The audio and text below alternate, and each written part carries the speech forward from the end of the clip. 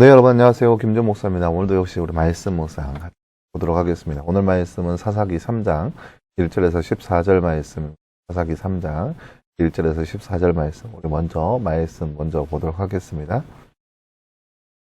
가나안 전쟁을 알지 못하는 모든 이스라엘 후손들을 시험하시려고 여호와께서 이방 민족들을 남겨두셨습니다.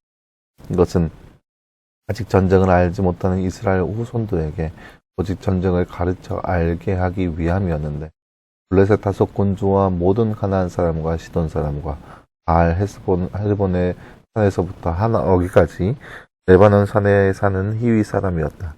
이 민족들을 남겨두신 것은 모세의 손을 통하여 이스라엘의 조상에게 명령하신 여호와의 계명들을 그들이 귀 기울여 듣는지 시험해 보려는 것이었다.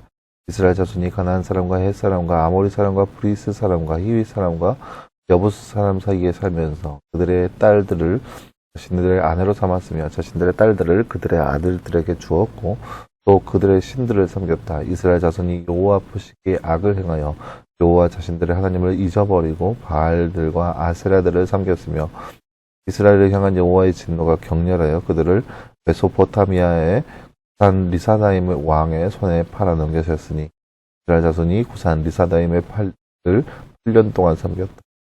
이스라엘 자손이 여호와께 부르짖음으로 여호와께서 이스라엘 자손을 위하여 한 구원자를 세우시고 그들을 구원하게 하셨으니 그는 갈렙의 아우 그나스의 아들 온니엘이었다.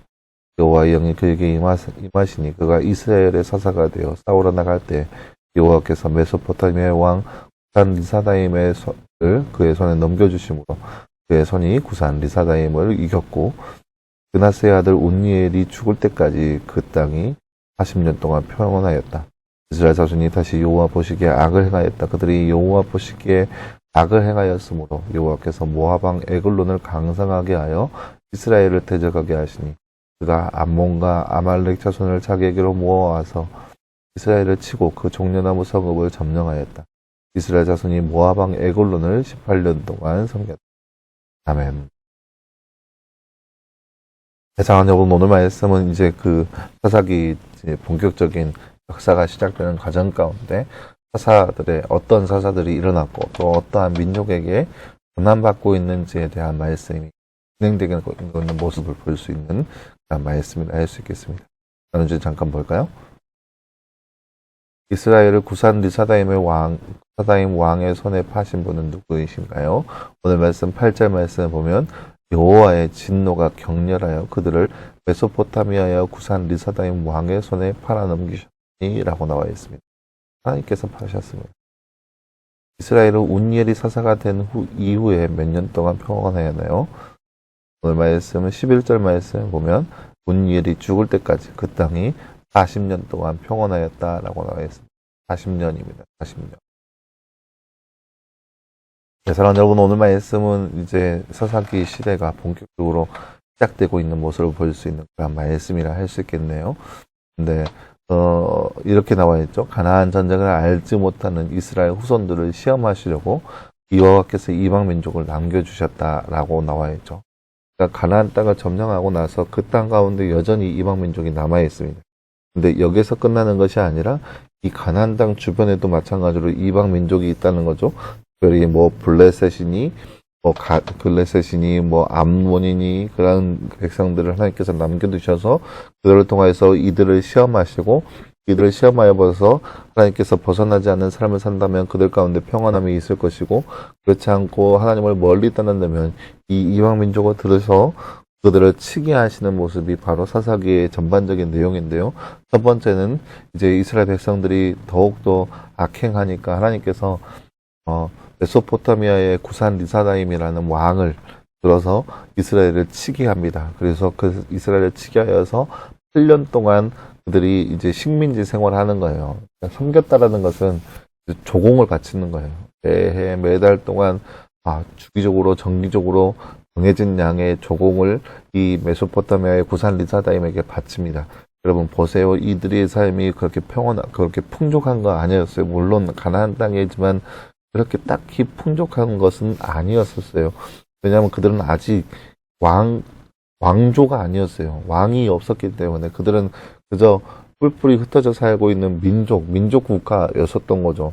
그렇기 때문에 그들은 뭐 짜여진 군대도 없고 짜여진 뭐 성 그런 것도 변변치 않고 그런 삶을 살아갔던 거죠.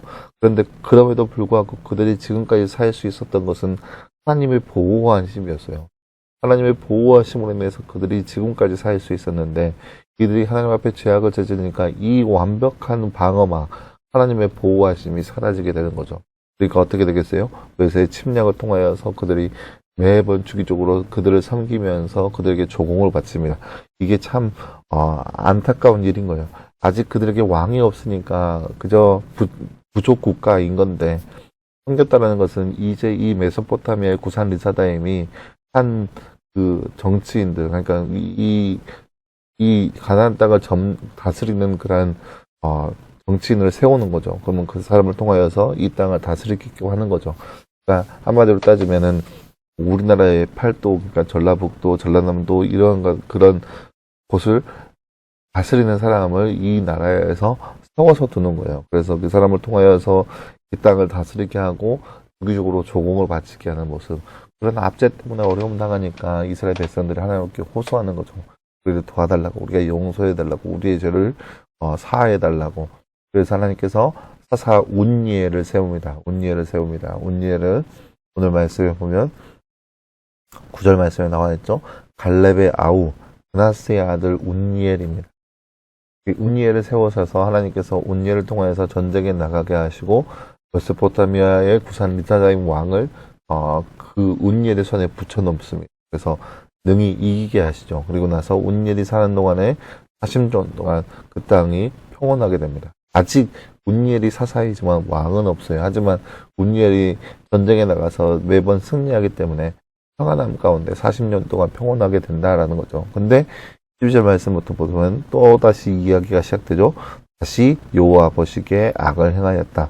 그들이 운니엘 이후로 또다시 하나님 앞에 죄를 짓고 그래서 아말렉 자손을 통하여서 암몬과 아말렉 자손을 통하여서 종려나무 성읍을 점령하였다라고 나와 있습니다. 예루살렘을 점령하여서 그들이 또다시 압제 가운데 있었다라는 거죠. 그러면서 14절 말씀에 모압왕 에글론을 18년 동안 섬겼다라고 나와 있죠. 또다시 어려움 가운데 있게 되는 그런 역사의 반복 가운데 있는 그런 모습을 볼 수 있습니다. 사랑하는 여러분, 오늘 말씀을 통하여서 우리가 분듯이 알아야 할 것은 하나님께서 우리의 지금까지 보호자여셨다는 거예요. 늘 우리를 보호하시고 지켜주시는 분이 하나님이라는 거죠. 우리가 무슨 힘이 있겠어요? 우리가 무슨 능력이 있겠어요? 아무 능력도 없고 아무 보잘것없는 존재이지만 하나님께서 우리의 보호자 되셔서 우리를 지켜주셨는데 우리가 그 보호자 되신 하나님을 버린다면 우리의 삶도 역시 오늘 말씀의 이스라엘 백성들처럼 보호자를 잃어버려서 압제와 그런 모진 고통과 남들을 섬기고 조공을 받지 않은 그런 안타까운 상황에 빠진다라는 거예요. 그래서 우리도 이 땅에 살면서 늘 하나님을 위해서, 하나님 나라를 위해서 하나님만 섬기고 살아갈 수 있는 삶, 그런 거룩한 삶을 살아갈 수 있는 저와 여러분 되기를 간절히 소원합니다. 함께 기도하겠습니다. 하나님 감사합니다. 주님 오늘 말씀을 통하여서 이스라엘 백성들이 하나님의 앞에 악을 행함을 통하여서 메소포타미아의 구산 리사다임을 섬기고 있는 그런 모습들, 그리고 그 이후로 또 모압왕을 섬기고 있는 모습을 우리가 말씀을 통해서 바라보았습니다. 하나님 이 땅에 살고 있는 우리의 삶 가운데도 하나님을 보호하심을 늘 기억하게 하시고 늘 하나님과 동행하며 살아갈 수 있는 우리의 삶 될 수 있도록 주께서 늘 함께하여 주시옵소서. 이 모든 말씀 감사드리며 살아계신 예수님의 이름으로 기도하였습니다. 아멘. 사랑하는 여러분 감사합니다. 오늘 하루도 늘 말씀에서 승리할 수 있는 저와 여러분 되기를 간절히 소망합니다. 여러분 수고했고요. 내일도 역시 우리 말씀 묵상으로 함께 찾아보도록 하겠습니다. 여러분 수고했습니다.